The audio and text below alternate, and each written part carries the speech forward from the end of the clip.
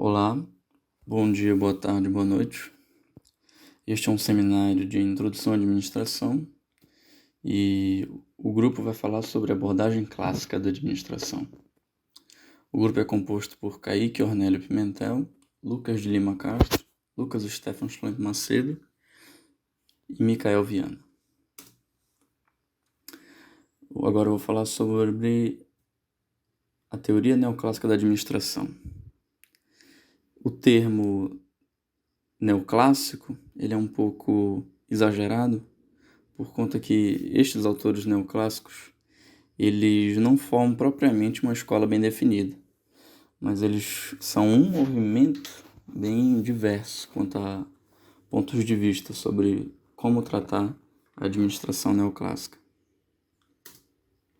Características da teoria neoclássica.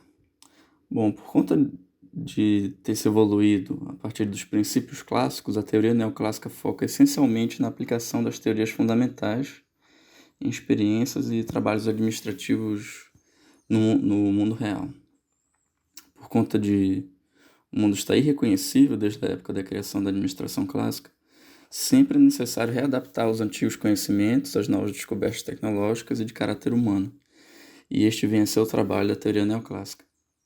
A natureza dos problemas enfrentados pelos administradores evoluiu em complexidade, mas as formas e diretrizes para que se solucionasse os problemas ainda contam como no antigo aspecto clássico. Os formatos e tamanhos mudaram, eles cresceram, mas os princípios continuam os mesmos. Para a administração atual, o que mais é significativo para a entidade, instituição que se organizará, é o fato de produzir resultados baseados em objetivos. Isto sempre foi um aspecto da administração geral, mas que atualmente traz diferentes perspectivas e tamanhos. Devido a tantas evoluções no campo de estudo de humanas, saúde e exatos, muitas novas teorias surgiram com o passar dos anos e mesclaram junto aos princípios da administração. Com isso, se observa atualmente diversas correntes de pensamento administrativo, mas que mantêm um objetivo comum de cumprir metas e solucionar problemas. Agora, falando um pouco sobre centralização e descentralização, com a descentralização atualmente ganhando muito mais uso ao longo da sociedade. Tentando definir o que é cada um dos dois termos, a centralização ela foi defendida especialmente por Fayol e consiste no poder de tomada de decisões. Ele está concentrado no topo da hierarquia organizacional. A característica forte da centralização é a sua administração da instituição pelos indivíduos que têm maior visão global dos fatos e podem tomar decisões entre si com menor quantidade de divergências entre os membros dessa mesma hierarquia. Algumas desvantagens da centralização é que ela tem uma desconexão com os fatos de níveis mais baixos da hierarquia. E o feedback de produção ele tem que ser transportado por todo o corpo de funcionários, toda essa hierarquia intermediária, para chegar ao topo. Assim ele pode sofrer desvios de veracidade ou imprecisões. Sobre a descentralização, ela foi defendida por Taylor, e ela colocava o poder de decisão para os níveis mais baixos. Isso é atualmente uma tendência, né? Porque lida melhor com os fatores humanos e proporciona autonomia para o corpo maior da empresa, que são os camadas mais baixas da hierarquia.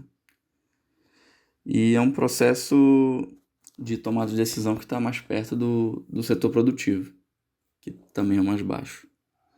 Desvantagens da descentralização são que podem haver inconsistências entre os diferentes corpos de tomada de decisão, porque eles estão menos concentrados, mais diluídos.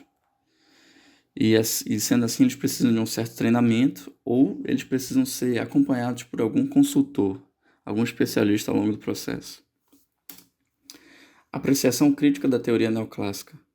Bom, como falado anteriormente, as diretrizes do meio clássico da administração continuam firmes e fortes no comportamento do administrador, mudando apenas pelo fato de ter ganhado velocidade e flexibilidade na sua aplicação nos dias atuais. Diversas regras e comportamento de todos os campos humanos e sociais evoluíram e foi necessário improviso e estudo pelos os estudos da administração para traçar tendências e atualizações dos antigos conceitos. Um fato que também limite a real intenção de um administrador, que é o controle e a mira nos objetivos diante de um desafio e um imprevisto. Muito obrigado a todos. Agora eu passo a fala para Lucas Lima Castro. Olá, meu nome é Lucas. Eu vou dar continuidade ao assunto de decorrências da teoria neoclássica. Eu vou falar sobre os tipos de organização. Bom, na estrutura principal dela, né, ela é baseada no modelo clássico, né? Ela é formada por camadas hierárquicas ou níveis funcionais estabelecidos pelo organograma e com ênfase nas funções e nas tarefas, né?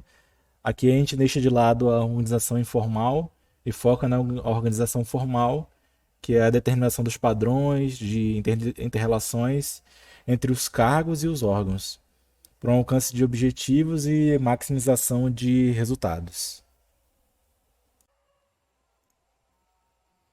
Bom, agora vamos falar sobre a organização linear. A organização do tipo linear, ela constitui a forma estrutural mais simples e antiga, pois tem sua origem nas organizações dos antigos exércitos e nas organizações eclesiásticas dos tempos medievais. A principal característica é a autoridade linear ou única, né? Observando o organograma dessa organização, nós podemos perceber que ela tem um formato piramidal, ou seja, quanto mais alto se está na pirâmide, menos cargos se tem até que se chegue à unidade de comando num sistema centralizado. Quanto mais baixo na hierarquia, mais o foco é na especialização. O nome linear remete às linhas de comunicação entre os cargos. Elas são extremamente rígidas. E uma dessas características é que cada subordinado só pode reportar exclusivamente para o seu supervisor, e assim em diante até que se chegue à cúpula de comando da organização. Dando continuidade, vamos falar sobre a organização funcional. A organização funcional é o tipo de estrutura organizacional que aplica o princípio funcional ou o princípio da especialização das funções. Suas características são autoridade funcional ou dividida, linhas diretas de comunicação, descentralização das decisões e ênfase na especialização. Observando o organograma da organização funcional, podemos ver que ele é um pouco diferente da organização linear, pois, como o foco deixa de ser a hierarquia e sim a especialização, os supervisores acabam se especializando em determinados assuntos, a fim de resolver possíveis problemas da melhor forma possível. Em contrapartida, um subordinado, quando tem um problema, busca resolvê-lo entrando em contato direto com o supervisor que é especialista naquele problema, sem a necessidade da intermediação do seu próprio supervisor. Nessa organização, as decisões são tomadas com base na especialidade e não na hierarquia. Por fim, existe a organização Lean-Staff. Ela é o resultado da combinação dos tipos de organização linear e funcional, buscando incrementar as vantagens desses dois tipos de organização e reduzir suas desvantagens. Existem também os critérios de distinção entre linha e staff. As atividades de linha estão diretamente e intimamente ligadas aos objetivos básicos da organização ou do órgão com a qual fazem parte, enquanto as linhas e as atividades de staff estão ligadas a eles indiretamente. Também existe o tipo de autoridade. Os órgãos de linha têm autoridade para decidir e executar as atividades principais ou vinculadas diretamente aos objetivos da organização.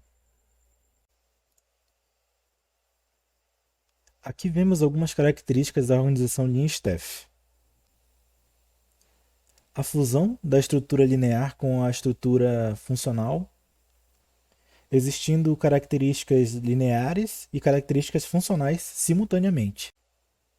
Coexistência entre as linhas formais de comunicação com as linhas diretas de comunicação, entre os supervisores e subordinados, representando uma hierarquia. Separação entre os órgãos operacionais, executivos, e os órgãos de apoio e suporte, assessores.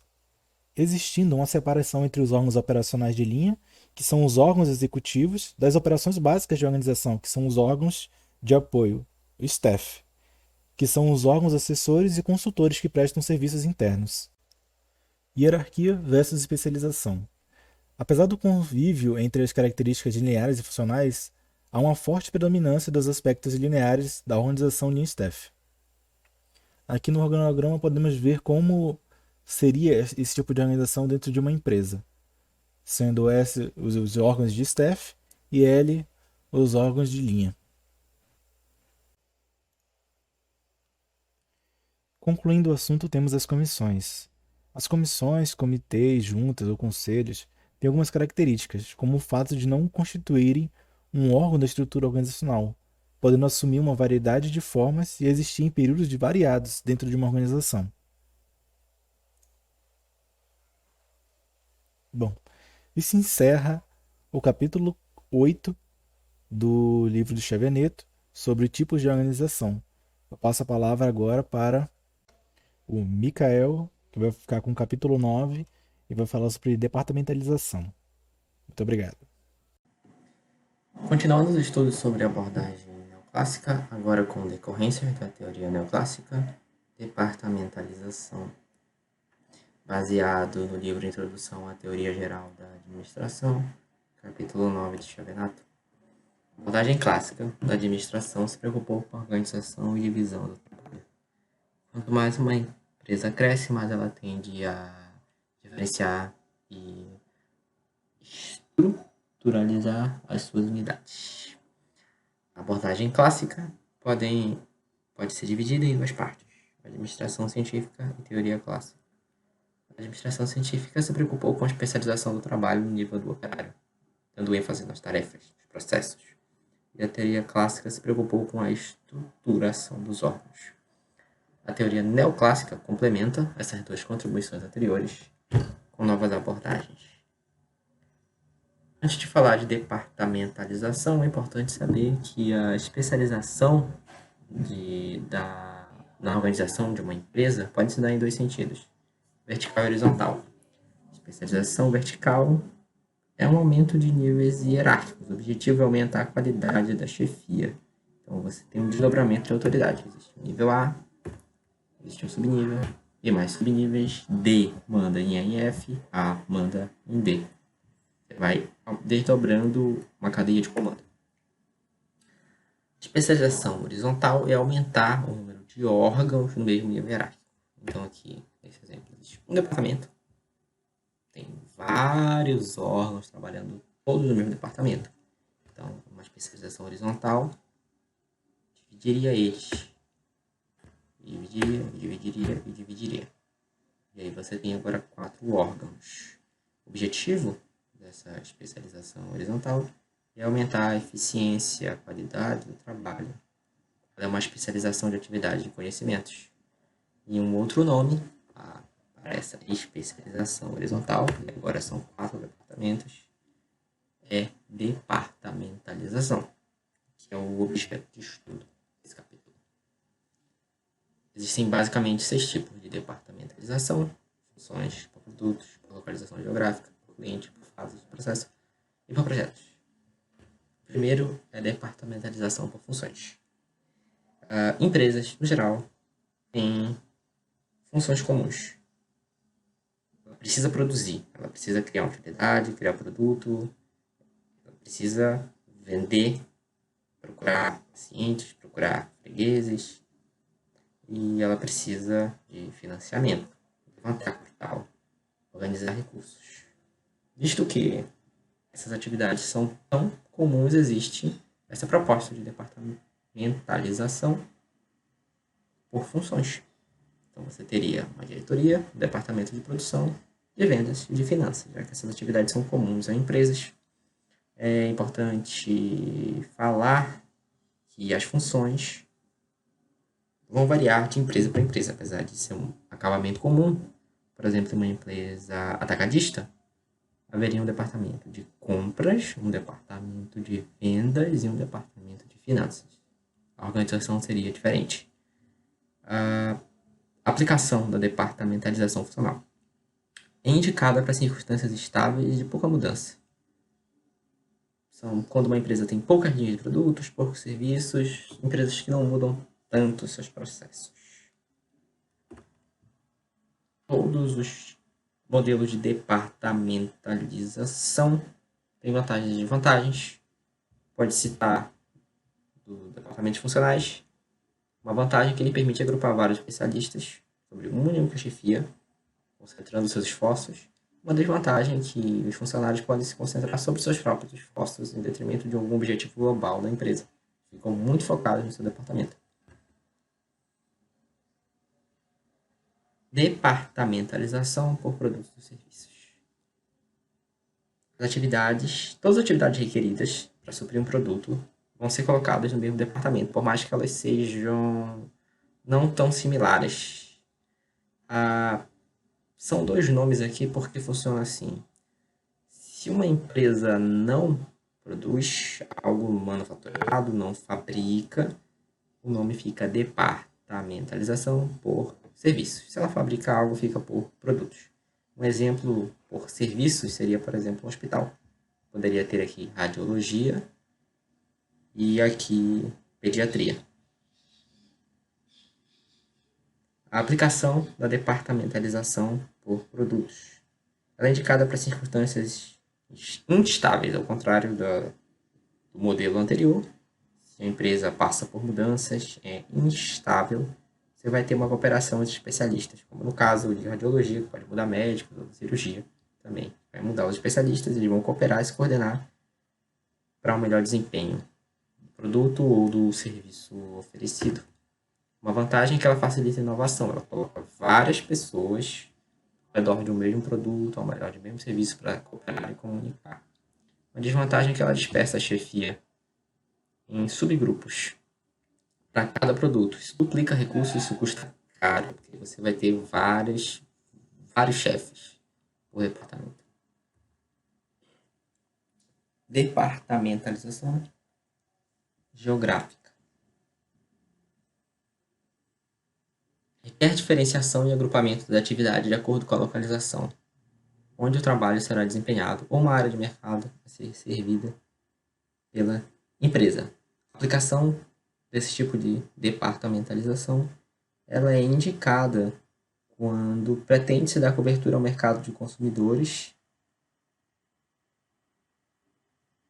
por localização. Fica redundante, mas o que acontece é que esse tipo de departamentalização é indicado quando uma empresa tem setores divididos em uma longa área geográfica, uma empresa que tem divisões em diferentes regiões, divisões em diferentes cidades. Então, ela pode ter um departamento na região do centro do Brasil, uma agência em Belo Horizonte, uma agência em Brasília, um departamento na região norte, aqui duas agências, um departamento na região sul. Ela é utilizada por empresas, esse tipo de departamento é importante usar, por empresas que têm grandes áreas geográficas, grandes operações. Não é qualquer empresa que vai dividir por região, porque às vezes a empresa só tem um escritório, nesse caso aqui é para grandes companhias. Ela fixa responsabilidades e lucro da mesma forma que a organização por produto. Vai ter ali um relatório de cada região. Esse excesso de liberdade e autonomia pode fazer com que a organização seja colocada de lado, de certa forma. O enfoque da organização no território vai deixar a coordenação geral da empresa em segundo plano. Departamentalização por clientela. Ela divide, nesse tipo, as unidades organizacionais que possa servir a diferentes tipos de cliente. Esse exemplo aqui, por exemplo, em uma divisão de vendas, você teria um departamento feminino, masculino e um infantil dentro de uma loja. Então, ela tem um foco por tipo de cliente. A aplicação dela é que ela é indicada quando o negócio depende de diferentes tipos de clientes, diferentes características de produtos, de serviços que variam conforme com seus clientes. O departamento masculino tem aqui o departamento feminino é um exemplo melhor porque ele tem uma seção de perfumaria que talvez não seja tão importante no departamento masculino nem no departamento infantil. Certamente a seção de brinquedos não é importante para os outros dois departamentos. Então você divide por departamentos por diferentes tipos de clientes. Nesse caso, A vantagem é que ela permite concentrar-se sobre as exigências de um tipo de cliente, dos canais mercadológicos aqui. A desvantagem é que as demais atividades na empresa vão se tornar secundárias. Você pode ter uma preocupação compulsiva pelo cliente até reduzir lucros, tentando aumentar muito a qualidade pensando no cliente. Departamentalização por processo. A diferenciação e agrupamento se fazem por meio de sequência do processo produtivo operacional ou ainda por meio do arranjo nacional do equipamento utilizado. A departamentalização por processo é um pouco difícil de visualizar. Aqui, nesse exemplo, existe uma divisão de uma produção de sofás. Então você tem uma seção de preparação, uma seção de corte, uma seção de estamparia, uma seção de pré-moldagem e uma seção de montagem. Você precisa ter um arranjo por processos, por partes que levam aquele produto a ficar finalizado.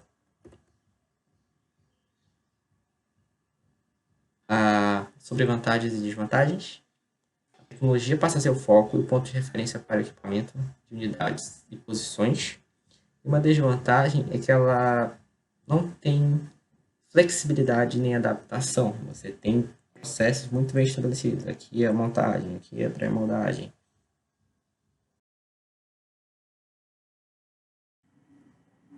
Departamentalização por projetos. A departamentalização por projetos ela é comum em empresas de grande porte, assim como a departamentalização geográfica, como empresas de grande porte. E aqui a divisão de departamentos é feita com base em projetos que precisam de uma concentração de recursos de tempo. Esse tipo de departamentalização é comum em empresas que fabricam produtos de grande porte. Então aqui tem esse exemplo de que a mesma companhia está fabricando um novo Titanic, está fabricando um barco e está fabricando um iate. Cada um desses projetos requer muito tempo, requer muito recurso para a sua produção. Então, a aplicação desse tipo de departamentação é comum na aeronáutica, na eletrônica. Você pode ter uma equipe para cuidar de um novo produto ou cuidar da pesquisa para o desenvolvimento de um novo produto. A vantagem é que ela concentra diferentes recursos em uma atividade complexa que exige que esses recursos sejam concentrados. Tem prazos muito bem estabelecidos e um projeto muito bem estabelecido de início e fim. E uma desvantagem é que você pode ter que realocar máquinas e pessoas. Isso vai causar uma imprevisibilidade para quem está envolvido. Significa que um projeto pode alocar muitas pessoas nele e quando ele acaba, isso pode causar uma certa apreensão em quem está envolvido nele.